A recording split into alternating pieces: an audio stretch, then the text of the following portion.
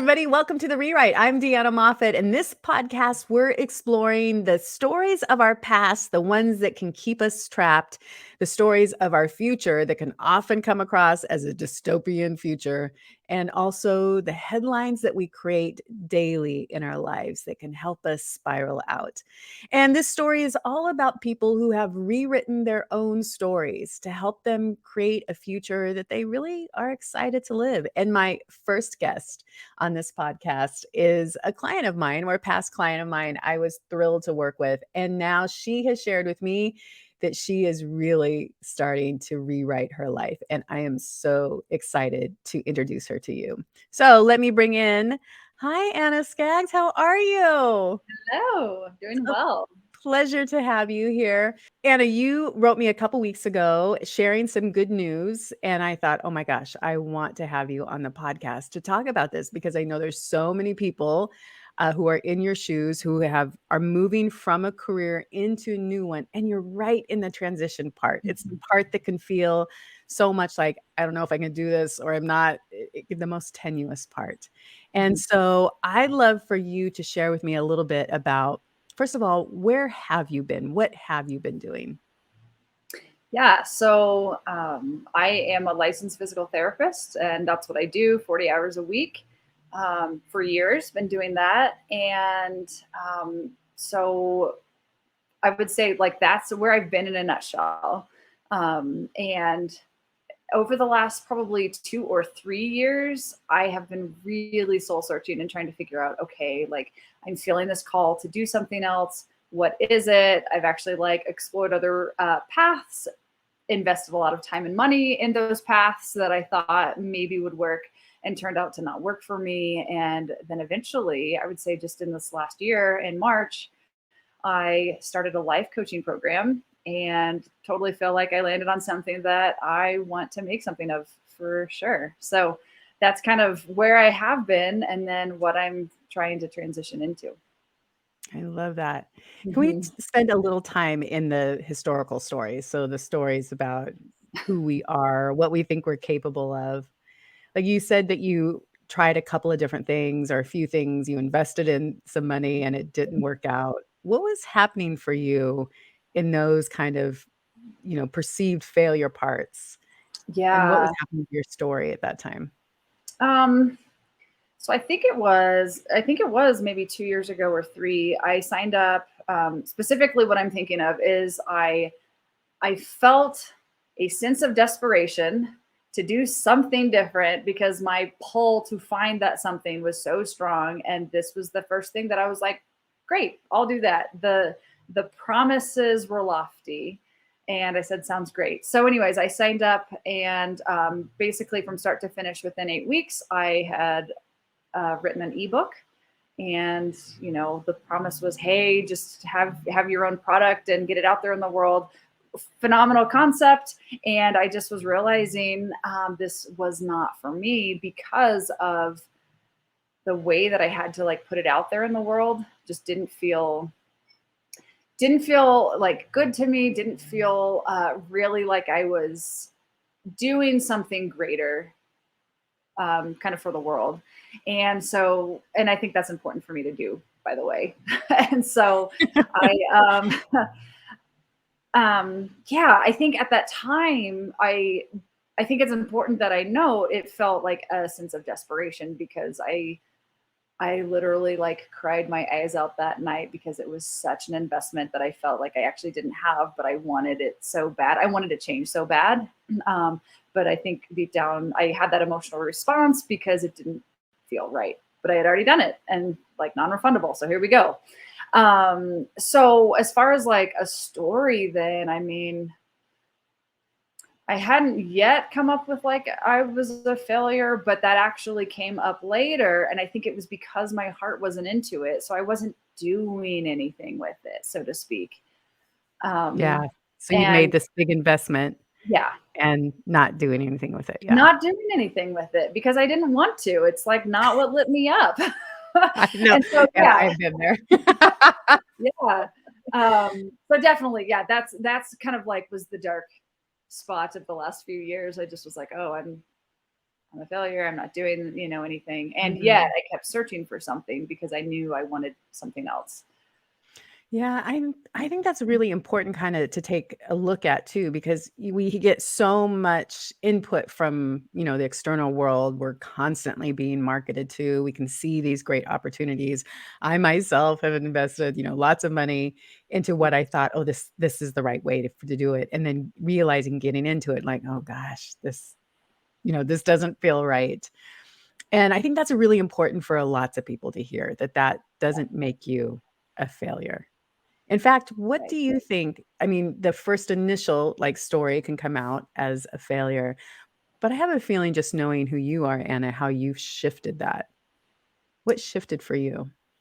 Absolutely, actually. I shifted it to I learned this actually tremendous new skill set. The product, as I shared, was an ebook. And with what I'm doing now, I just know I always have that in my back pocket. I can create basically anything I want electronically if it feels like it's going to serve future clients. I think that's something, I mean, I learned my learning curve was so steep in Yeah. that course. I had to dive into so many things as far as just it might be really basic to some people, but like learning how to set up kind of this online platform so you can sell things. And I learned how to like set up my own website for myself and things like that that I just never ventured into before. So, a lot of transferable skills from that I hope to put into use later.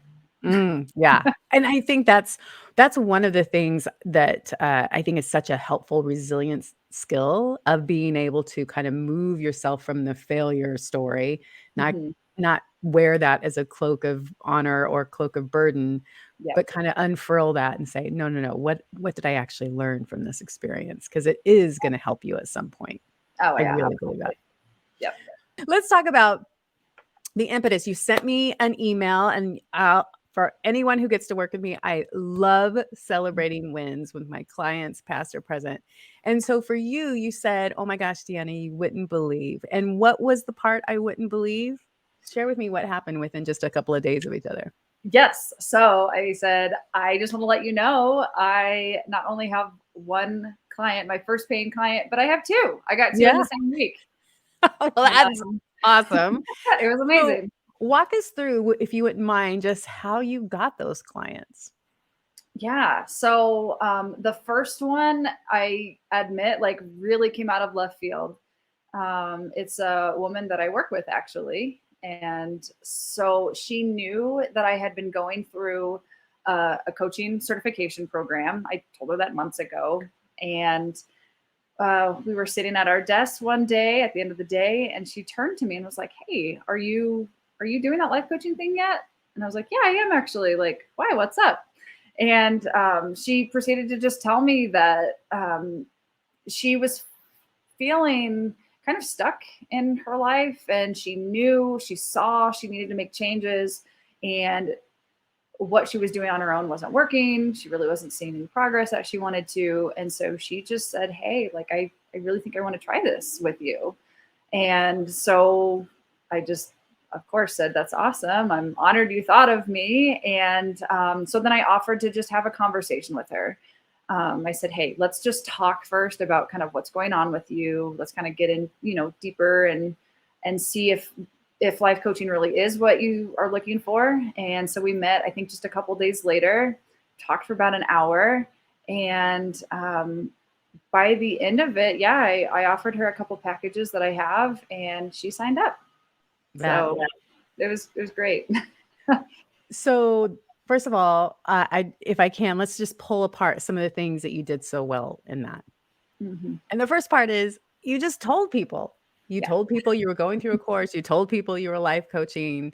And for all the new coaches who are like, "Ah, I don't feel like telling, I talk to people all the time. It makes me uncomfortable. I don't know what to say."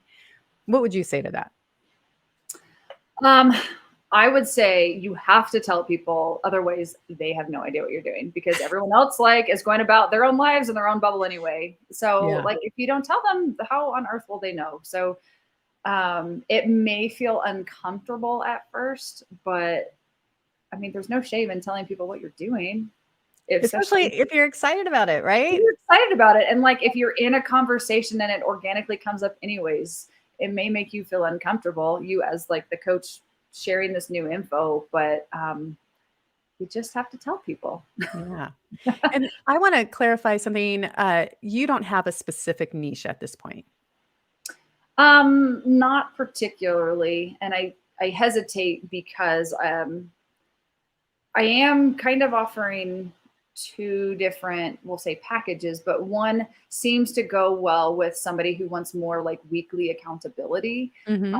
I've got one client right now, and really her main focus is to make lifestyle changes. And so that includes kind of dietary and adding more exercise and movement in her life. And so she really likes the weekly. Hmm. So is that a niche? No, not per se. And also, given what I do right now for my day job, I have a lot of knowledge in my head about it. And so it comes pretty organically.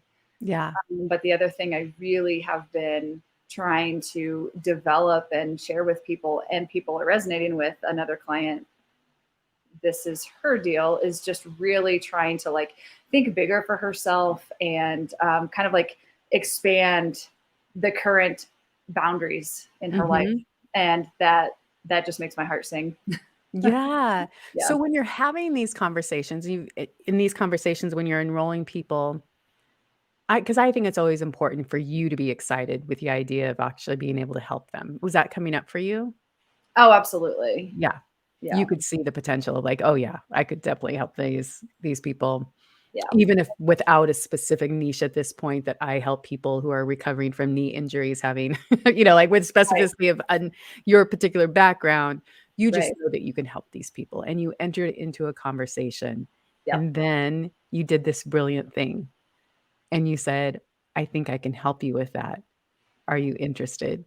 Yep. Here's a couple packages. And I think it's a missing point for a lot of people that your ideal clients can be right close by you.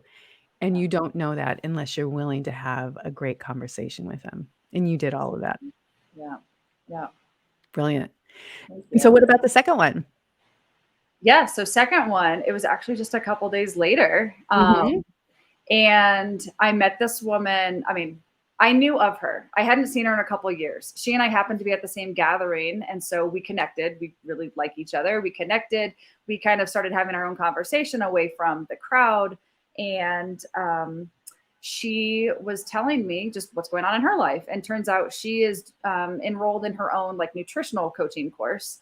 And she was telling me how she's really kind of having a hard time getting through the curriculum, and feels like she's really lacking momentum right now. She kind of got lost in the kind of the fun and the frenzy of summer. Now that the seasons are changing, she's trying to refocus. And I mean, long story short, just was expressing to me that she was having a hard time. And so at that moment, I felt like in my head, I had this like crossroads, and that's what we were talking about. I was kind of like, well, I could just keep my mouth shut and keep just listening and kind of having that like sympathetic ear. Mhm. Or I could say, hey, actually, like I'm a coach right now too, and if you're interested, I can maybe help you.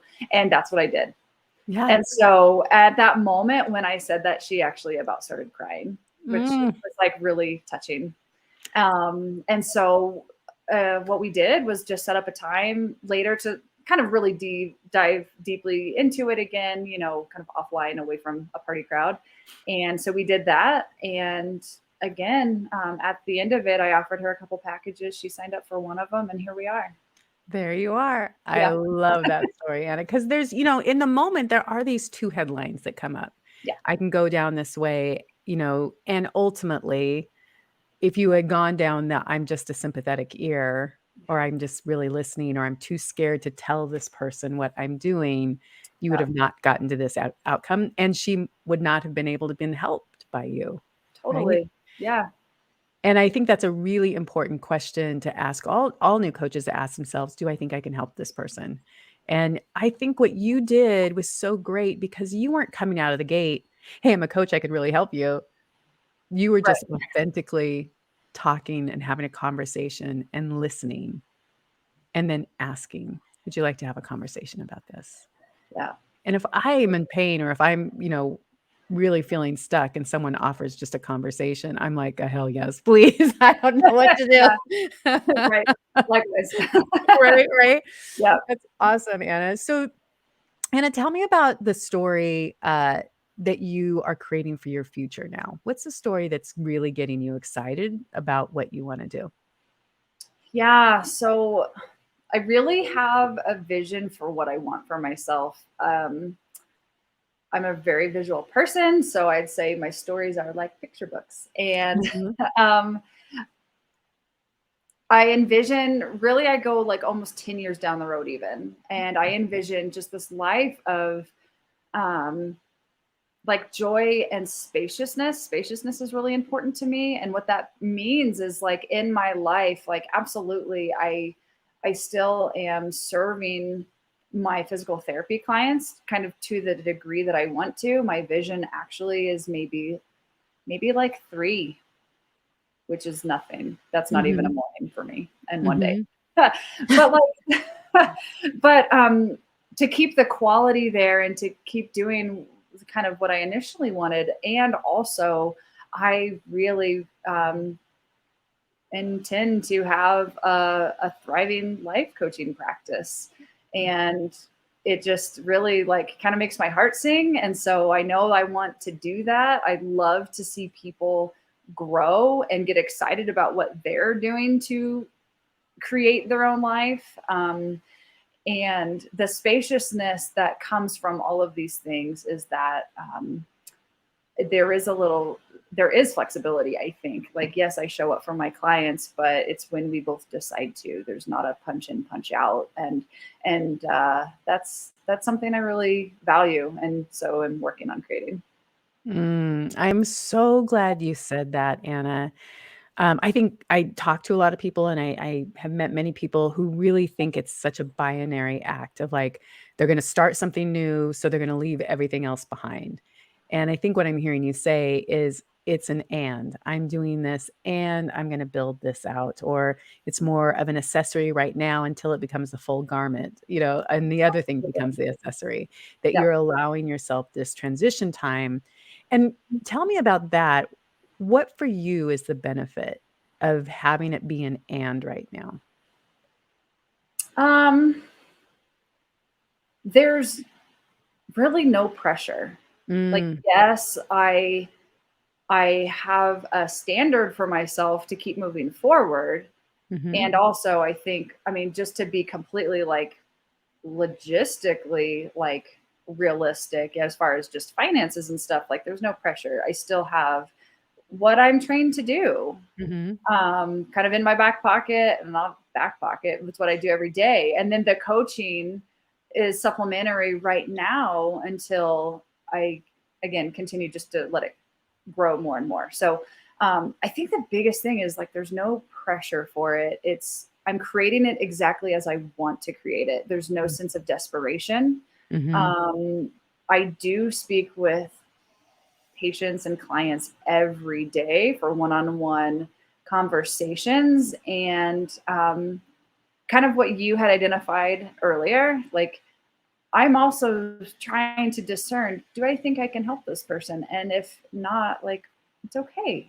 I can let that interaction go. The point is, I share that because I'm really trying to create this the way that I want to. I want it to feel really authentic and not just, oh, I have to get clients and I'll take whoever walks through the door. Yeah. Having been there, Anna, that's not where you wanna be. Yep. If Yeah. I could tell you anything, yeah. That idea of being able to, and I say this all the time with my clients for whatever they're creating. Let's create it the way that you want it to be, not the way that you think anybody else wants it to be or makes you feel uncomfortable in the creation process. And yes, it might be a little bit slower. You might not get to that 7 million mark in 7 weeks or whatever you're being sold on Instagram, Right. but you can create whatever it is you want in the way that you want. It might just take a little bit longer. And you have, so right now, just to clarify, what kind of social media or website do you have? Um, I would say it's like pretty bare bones. Mhm. Technically, I'm on Facebook, but don't post a lot there. I have zero other social media, no Instagram, Twitter, YouTube, anything else. I do have a website. And from that endeavor a few years ago, I already had a domain name. I'm keeping it and I just revamped it. And so again, like I do it myself and it's there. It says, hey, this is me. This is how you can contact me. And that's about it. Yeah. And did either one of those clients that you assigned, do you feel like they were missing out on your Instagram posts? I highly doubt it. Okay. Did I anyone? will. Oh, go ahead. No, go ahead. I was just going to say, I will say one thing that I do have is a very small email kind of newsletter list. And the second client did know I was doing some sort of life coaching because of that, and she is on it. So I do think that's the primary way that I intend to reach people and not do the whole social media thing. It feels really exhausting to me. So Yeah. And I always say, for some people, it's great. They love being in there and they're very successful and they really do love it. And I think, for my clients who are discovering, what they want to create, I want to put you on the path to what lights you up. And if that is not something that lights you up, let's figure out a different way to do it. And for you, like really having those one-on-one conversations feels so authentic in your skin. I could just, yes. and you're a writer. And so I can see why having that newsletter, whether as small as it is, it doesn't really matter. You already found one connection through it. She knew Right. it, right? I love that for you. Anna, it is such a pleasure to talk to you. I just want to kind of pull out the thread through this conversation so we can make sure anyone who's listening to this, who's looking to start something new, and that is what I heard you throughout, is you weren't afraid to share what you were doing. You didn't feel like I need to hold this in or I can't tell anybody. Right. Was that important for you? Yes. And that's not to say I wasn't scared when I did it. I mean, Mm. I still feel um, some fear popping up, and that is okay because I Mhm. feel like I'm now in a place where like I have made this decision. I know what I want for my future, so I have to keep moving forward. In Yeah. spite of the fact that fear is present, I just like Yeah. am choosing to not listen to it. I love it.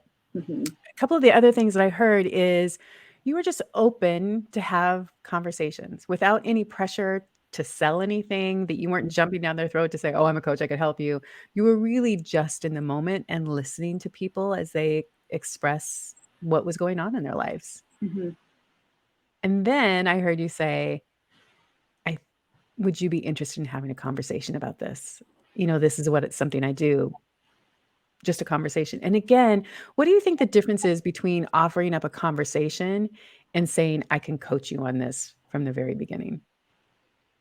Um, I think when you offer a conversation, it really shows that like I'm there for the person in front of me. Mm, I'm not trying to just like sell this thing to like get your money. Like that never feels good to anybody. mhm. Um that is the exchange that in our society we have chosen for this value, but the point is I want to show that I'm there and there's value in that to help them like reach their dream that they do want. I love it. And then you had the conversation, you realized you could help them, and you Mhm. were willing to offer up a package. Yeah. Yeah, That works for them too. That's the thing. I have two packages right now. One client chose one, the other client chose the other. Great. that's awesome. Yeah, Yeah. that is great. I love it, Anna. Thank you so much. Hey, Anna, before you go, I have a question for you. And that is, if you were to write your autobiography, I mean, no pressure, you don't know what this is Oh coming. gosh. Yeah, I know. What would you title that autobiography at this stage in your life? Mm. Oh gosh. I know. I think like what comes to mind is like may the adventures continue. I love that. I Yeah. love that, taking your adventures from the past into the future, and I have no doubt, Anna Skaggs, that you are going to thrive. Hey, Anna, anyone who's watching this, any way they can get a hold of you? What's your email? What is your website? Yeah. So thank you. My website is called Mountains and Motion. Mhm. Um, So all one word, mountainsandmotion.com. And then they can just email me directly. It's my last name, skaggs.a. So skaggs.a@gmail.com. That's great. Is that it right there? That is it. Mountainandmotion.com. I love it. Go check out Anna Skaggs. Anna, thank you so much for being what might very well be my first guest on The Rewrite. It's Thank a you pleasure, my so friend. much. It's been an honor. I appreciate it. Bye.